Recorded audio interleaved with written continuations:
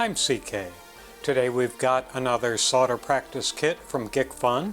This is heart-shaped something or other school project. We'll put it together and see if it's through hole or surface mount. I think it's through hole. See if we learn anything from it, see if it's good practice, and I hope you enjoy the video. Here's the box. Gikfun Heart Shape 4B ... or School Project EK 1980. Made in China. And this seal, I didn't open this, came like that. I didn't share the opening without you being there. Let's see what we got. A piece of paper. Oh, it is surface mounted. No, it's not. It's through hole. I'm sorry. Should be able to figure that out faster than that, shouldn't I? Little heart shape, LEDs around the outside. Looks like, I bet that's an Atmel microprocessor. I don't know what that one's going to be. And then there's maybe it's a clock. Oh, it is a clock. So that's the clock chip, and that's the microprocessor, and looks like we've got a backup timer battery and a buzzer. So that looks all good. And the component list looks good. All the positions are marked. Oh, they call this a Nixie tube. That is not a Nixie tube. It's a digital display. Silly people. Oh, and it's got a good schematic. And yeah, this is that 8-pin chip is the clock chip. And there's the display, and there's all the diodes. This is what's going to light up the diodes. Let's make sure we've got lines H6, H6, and there we are. H4, H1, 2, 3, 4, 5, and 6, 7, 8, 9 will turn on the LEDs at the appropriate time. Now we've got two pieces of plastic. Look like it's help you stand up. It's got some film on it. I will take the film off camera. There's the display. Let me put those in that bin. Here's the big heart. Oh, there's a front and a back. Huh. I didn't expect that. I thought it'd just be the bare circuit board. But I'm wrong. Okay, let's get the box ready for recycling. And open up the thing. Here is the circuit board. As you can see, LEDs all the way around the rim, the buzzer, resistors, the chip, backup battery. Where does power come in? Oh, J1 is where power is going to be coming in. Then some buttons probably to set the clock. Good looking board. Through hole plated. I love you. Oh, that's so cute. Oh, so it's a clock showing the digits with LEDs. Well, that's nice. I don't know if I had one of those. Here we've got a USB type connector to power it. Then a whole bunch of LEDs. Some resistors. Here's the chip. This is an STC microcontroller, not Atmel. And the clock chip and a LED stuck in the middle there. Battery backup for the time, which is always nice. Makes me more likely to use it. Let me get my LED buddy out. And we'll turn on one of these or both of these LEDs just to see what they look like. That's a nice blue in it. Now let's look at the red. Let's look at the red. Pick up a red one. And the red one looks nice. USB connector. I guess, what did they give me here? Oh, they're using a micro USB or mini USB to put the power in, not a cylindrical thing. And a couple of tactile switches to, again, set time, I'm making the assumption. So it looks like a lot of good soldering practice with all the LEDs around the rim.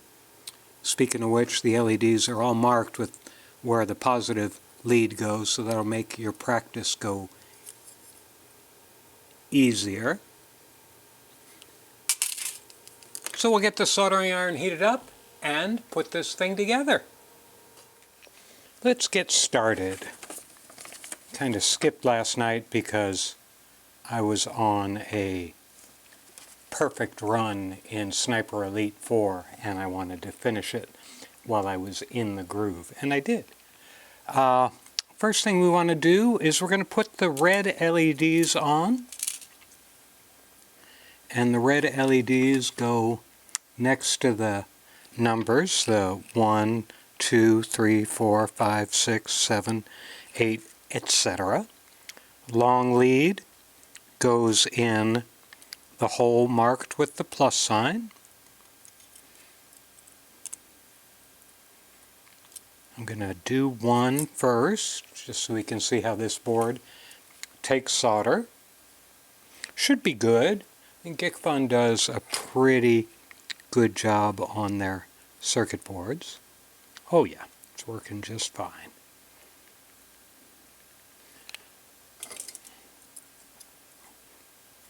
So that's one. I'll put all the rest of them on and then do all the blue LEDs. And there's not much more to say about that. In fact, I'm going to do them all at the same time. I'm not going to do the reds and then the blues because I don't feel like it. I'll just do like 10 minutes at a time around the clock. And so a lot of good soldering practice here to solder all these LEDs down. And it's got one other aspect of it that is important. There are, 60 LEDs going on here. And one thing you will learn or practice is staying focused on putting them in right, because one of the biggest challenges you can face when you have a board with many of the same types of components is you can get your eyes can kind of glaze over as you do more and more and more of them, and you may put one in backwards accidentally just because you're plodding along doing 60 LEDs. So that's why we do these things. It's just to practice being precise. And since they are all the same and I don't have much more to say about them, I'm going to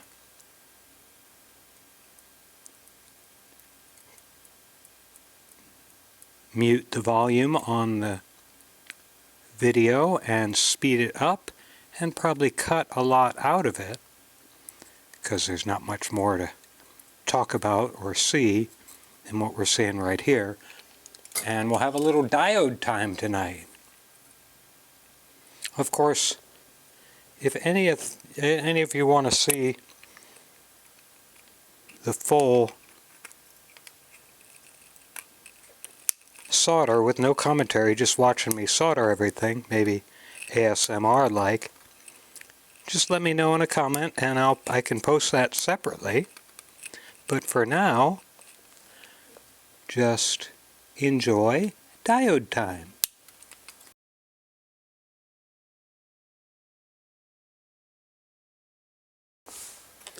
That's all the LEDs installed. One thing to note, these on the inside of the V here have their positive terminals going a different direction than the ones on the outside, so just be aware of that. And another thing I'll do, since I like to do this whenever I've done a whole bunch of soldering, I'll get my little index card out and check all the solder joints. I use an index card so my brain isn't overwhelmed trying to look at everything. I'm just looking at a line at a time. Making sure I soldered all of them. because I have certainly missed stuff in the past. I remember one board I forgot to solder the IC socket. I just had tacked one leg on, and of course it didn't work. And I'm saying, why isn't it working? And it's because I didn't solder anything. I didn't solder the pins, so the poor IC couldn't talk to anybody. Let's see, now we've got all the LEDs on, and things are falling over as usual on my workbench. And now, weld the resistor on the back of the circuit board and the IC base. Okay, so this is the back of the board. This, where the LED display will go, is of course the front of the board. So we're going to do resistor time now. Oh, by the way, just apropos of what we're looking at here, Gikfun and others often do this. So they gave us like 10 extra blue LEDs and looks like 4 or 5 extra red LEDs, just in case you make a mistake or one of the LEDs doesn't work. I could have tested them all before I put them on, but I don't care. Let's see, we're going to do the 1K resistors first because that's the most of them. And these are brown tolerance resistors, which I think, as I recall, are 20%. So these should be 1K, but they could be down to 970. Well, that's 984. That's not bad. Just check the next one in the line. 981. So they're about 20 ohms less than their listed value, but that's okay. I mean, there are tolerances built into all of your components, and just means there's a little slop to play with. That's why things like decoupling capacitors and other capacitors exist in other components, to make sure that if you get everything on the low end of the tolerance, it'll still work. So we're going to do R3 through R11 with these. And now it is officially resistor time as I go through and put these probably 20 resistors on. So same drill as before. We'll do one of them just so you can see it done, and I can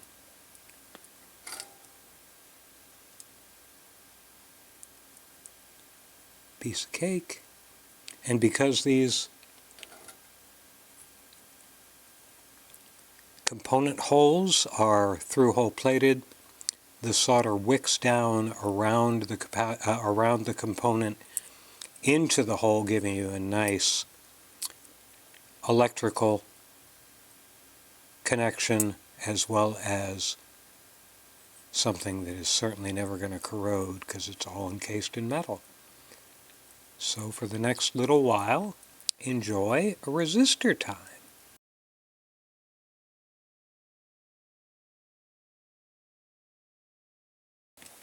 And that's all the resistors.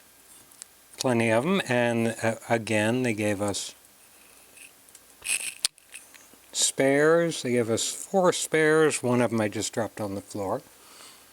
Just tuck those away in your... Get a little box or a little bag or a little drawer and tuck them away, because having spare parts is always good. And when they give them to you for free in a kit, that's even better. Now we're going to put the IC sockets on, and the pins are straight, but they're not going quite in there. Huh. The template for this socket, the pins are too widely spaced. So I have to bend them a little bit. I have to bend these outward a little bit. Take my needle nose pliers, grab them all at the same time. That just makes sure they stay parallel, and we're making sure the notch on the socket lines up with the notch on the circuit board. So yeah, it doesn't quite go flat because the template is a little too wide.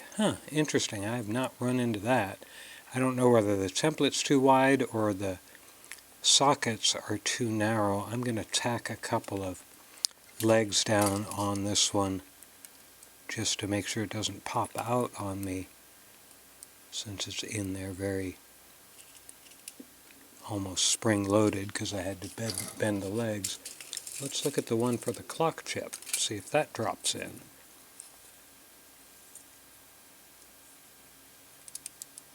Yeah, that one won't fit as I expect. Now I'm going to set it on my pinky finger because it's loose behind the board and tack one leg down.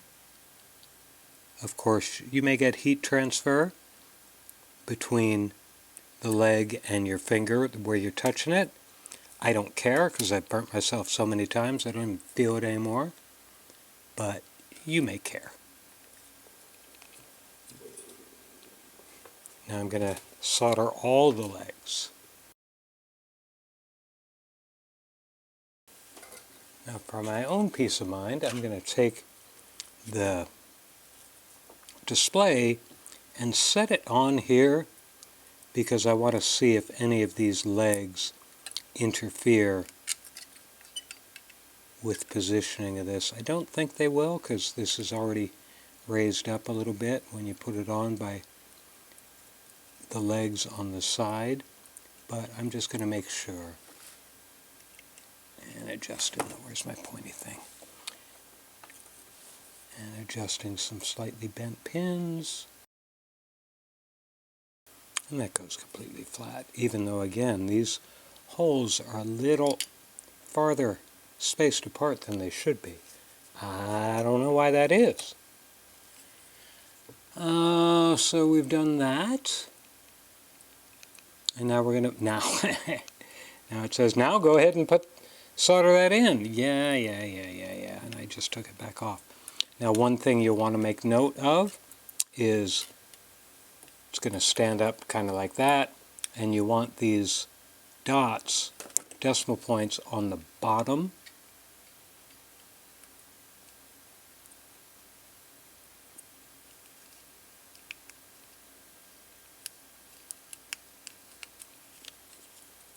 There, that goes in place very nicely.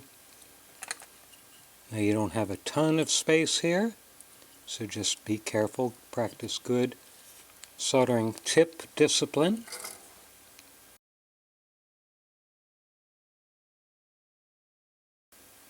And now we've got a couple of capacitors to do back here, and the crystal. We have a timing crystal which goes in Y1. It's this little fella here. It doesn't have the value listed. What does it call it? It calls it, oh, it's at 32.768 kilohertz, which is standard for clocks. And I read about this once long ago. Apparently that frequency you can do a lot of math with for clocks. That makes it pretty easy to do a clock. That's why you get that 32.7 blah blah blah instead of a nice even number.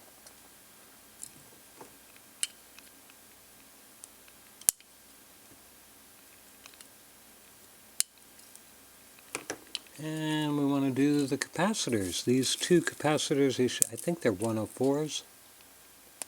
No, they're 10s. 10 picofarad. That's kind of low. It's a decoupling cap for the ICs, but that's a pretty low value. I usually see 10 nanofarad, not 10 picofarad. but they know what they're doing. Or they had this kit designed by a junior engineer just to see if he or she would work out. And they found out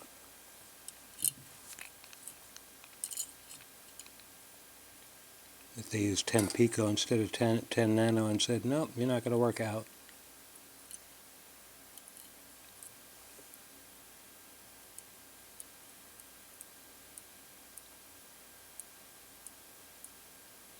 I'll clip those leads in a little bit. And that's all we've got there. Now we want to put the battery holder on. Now the battery holder does not have through holes.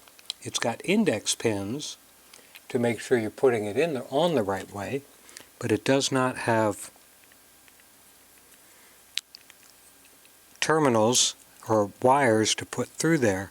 So what we're going to do is we're going to take a little solder, and throw it on the floor.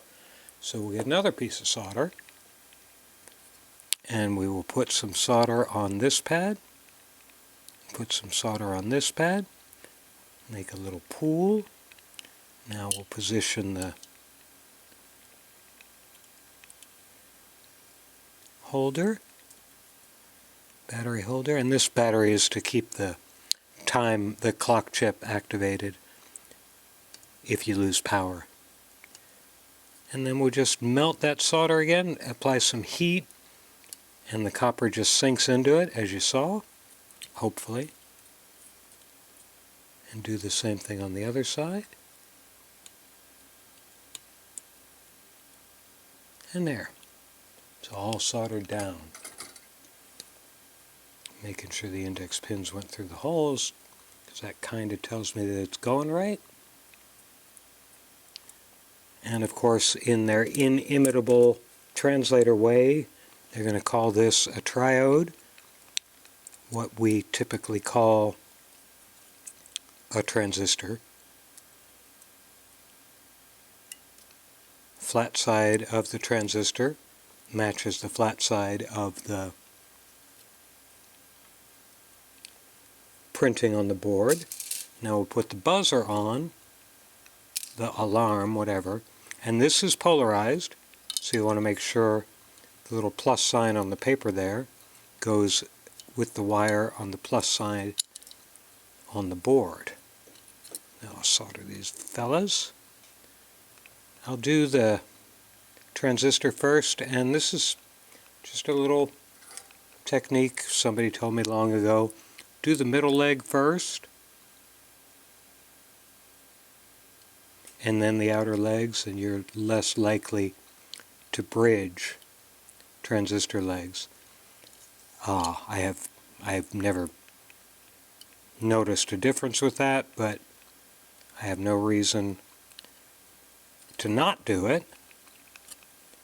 And if that gentleman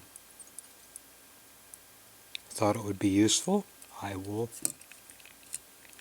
continue to do it.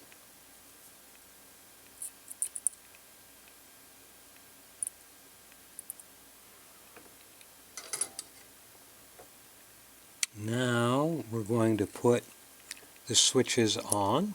These will be control, so you can control, setting the time and so on. They're not square, they're rectangular, so they can only comfortably go in one way. So if they're not going in if they're not going in comfortably, then you probably got them in wrong. I'm looking at my camera to see how much time I have left in this scene. 6 minutes. Okay. Should be able to finish this up in 6 minutes, this soldering part at least. Then we have to put the case together.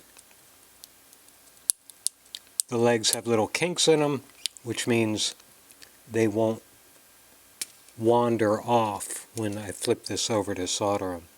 Now this is the USB power connector, mini USB, I guess. I get so confused as to the different mini, micro, maxi, I don't know, all the connectors. And I'm going to get a little piece of foam.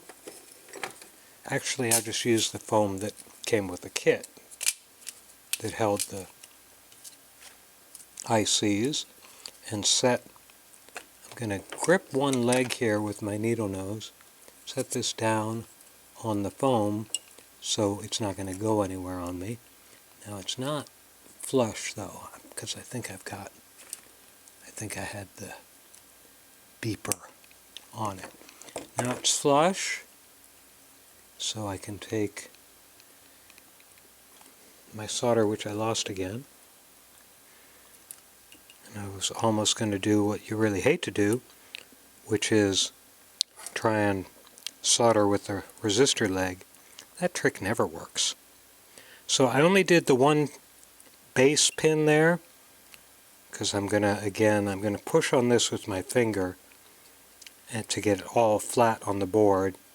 Now that can get very hot, because right now I can feel it heating up because it's a solid metal case. So just be careful, or just use foam for all of it. Now these pins are very close together. In fact, they're close enough together that I'm going to use a thinner piece of solder. This is 0.025 that I use for surface mount. But these pins are so small, they're almost like surface mount. And of course, notice I'm not having the barrel hit the display, because you don't want to do that. Again, soldering iron discipline. Now we've got two more things to put in. We've got a photoresistor, which is RT2, I think. Yep, RT2.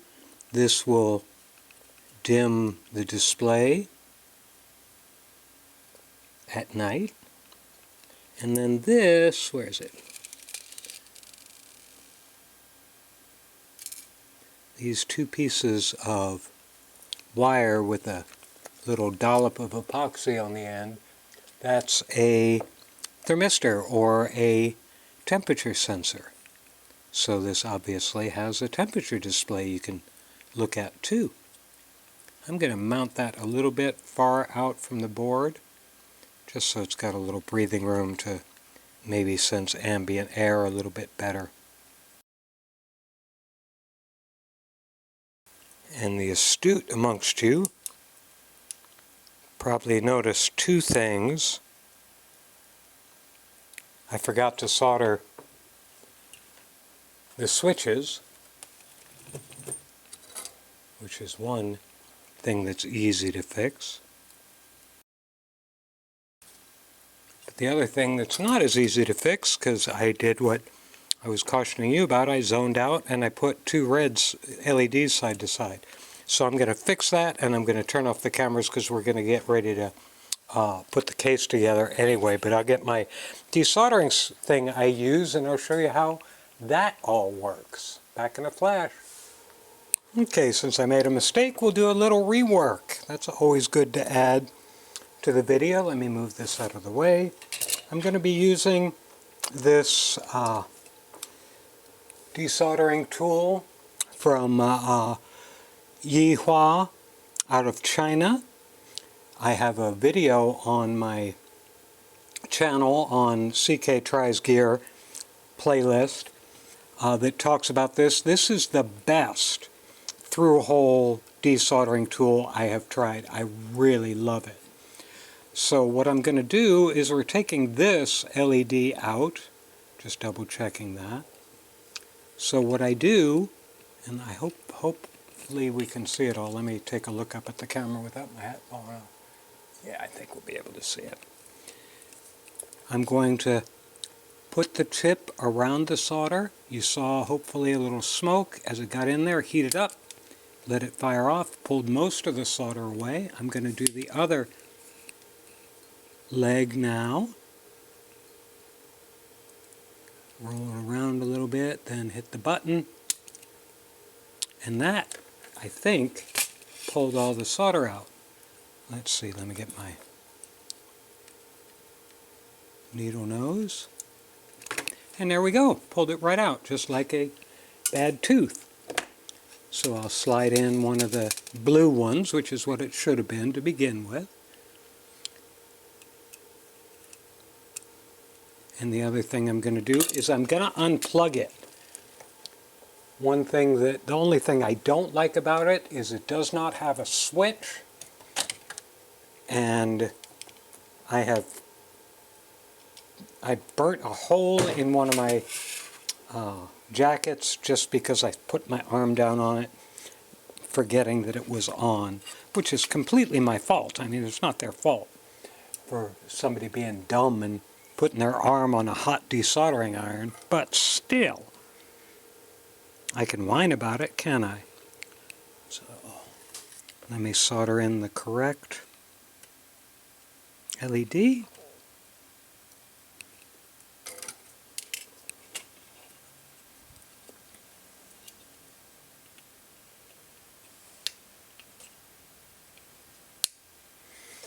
And the next step, the last step for the board itself, is we're going to put the chips in, and I'm going to take the SDC microprocessor, which does not show that it's programmed. I assume it is, but often they'll put a dab of paint or some yellow highlighter on it just to show you it's been programmed, but this one doesn't have that on it. Got a notch on this end, and the notch on the board is on that end. So I will make sure they line up. Put this in.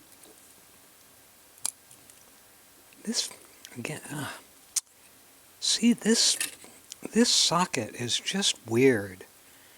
I don't think they bent some of the pins for me. I don't think they got the right socket in this kit. I had trouble installing it. As you recall, now I'm having trouble getting the chip to go into it properly.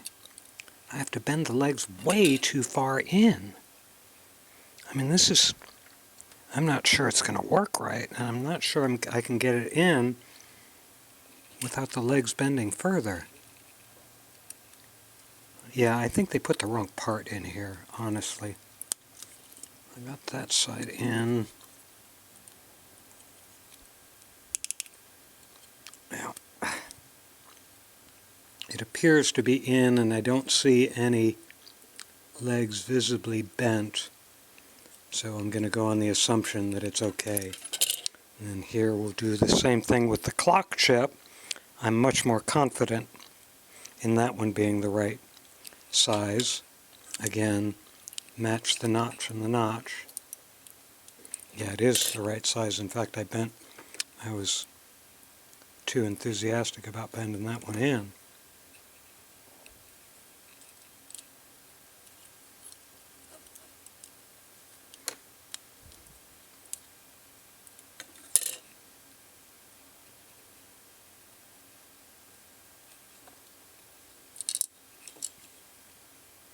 I got to be careful with the clock chip because I do not have spare clock chips around.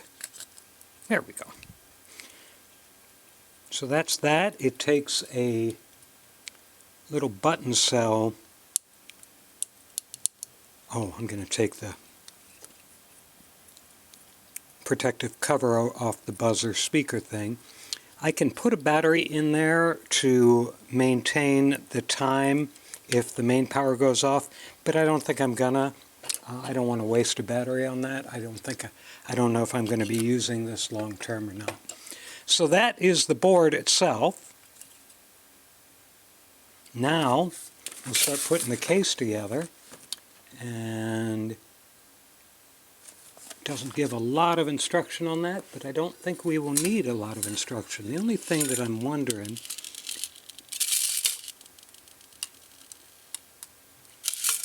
so we've got this piece of acrylic, which will go on the back, which will allow us access to the USB connection, give the speaker room to breathe. I guess I could have had the photoresistor and the thermistor come all the way out. I didn't test fit this before I did it. I'm not going to worry about that, of course. And it just rests on these things. There's no spacers to align it. I'm pulling the film off the time display right now. So we'll put that on, and and put a screw through that. Man, there's not much thread going through there. Is this supposed to go down around? No, it's resting on the LEDs. Doesn't have much thread to grip when you get it through there. It's not great.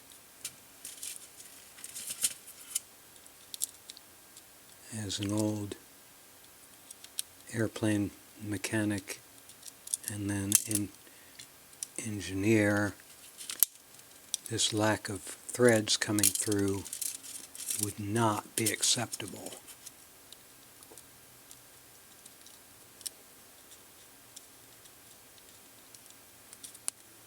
I got enough purchase so it's not going to fall apart completely, even though it might when I put this one through and I put a little stress on it. Interesting, this end has a little more space.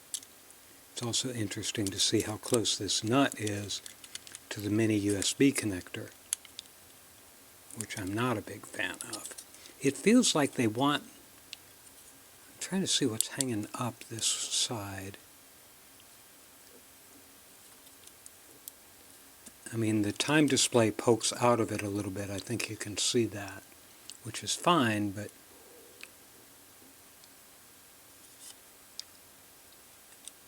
well, that's that. Let me get the little legs so you can see, and I'll aim this at the side camera. Well, how is this supposed to go, guys?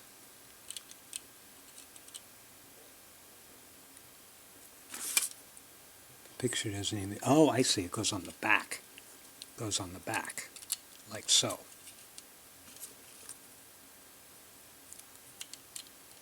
And I'll aim that at the side camera. So that's the way it'll sit. And as you can see, with the resistors and a couple of spare capacitor, we got a good bit of spares in here, which is nice. Again, put them in my spares boxes. Now, let's turn this thing on. I get my power connector.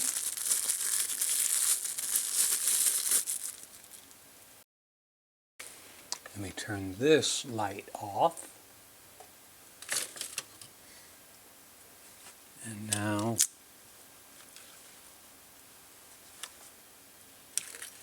plug this in. See it come on, hopefully.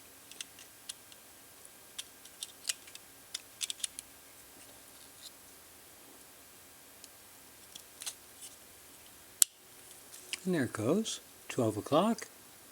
And you can see the seconds are counting off with that LED on it. The blue LEDs.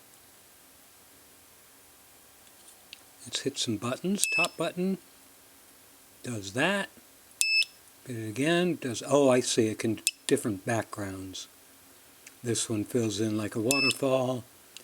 This one has little beads, I don't know why. That one goes like that. That one goes like that. That's too flashy for me. All the LEDs are working though, that's good. I'll sit with that. Now this allows me to set the time. Interesting, when you hold it down, the display goes off. So you can't do a long press to watch it roll faster. I don't know why I'm setting this. I will set the hour. That's close enough. That's the seconds. Don't care about that. It's probably the alarm. That's probably the date. Or I might have three things. There we go. I thought it had... Well, now I don't know how you get to the... Because we have to be able to see the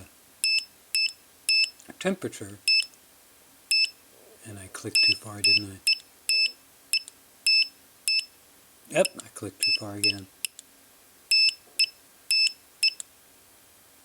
Now we press the button again. See, I don't know where I get the temperature. Maybe a long press. Even though, again, that puts all the lights out. Let me see if it actually says how to use this. S1, generator displays. Oh, press S1 key for the 8th time. The current Nixie tube will display 3-00.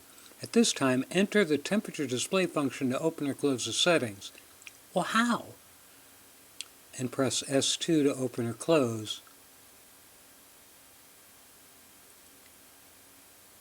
Oh, okay. This is a little confusing, but we'll give that a try.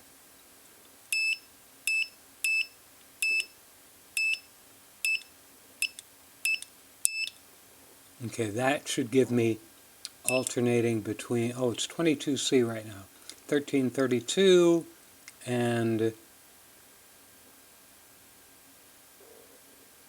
22 degrees centigrade. I gotta change that flasher because it's driving me right crazy.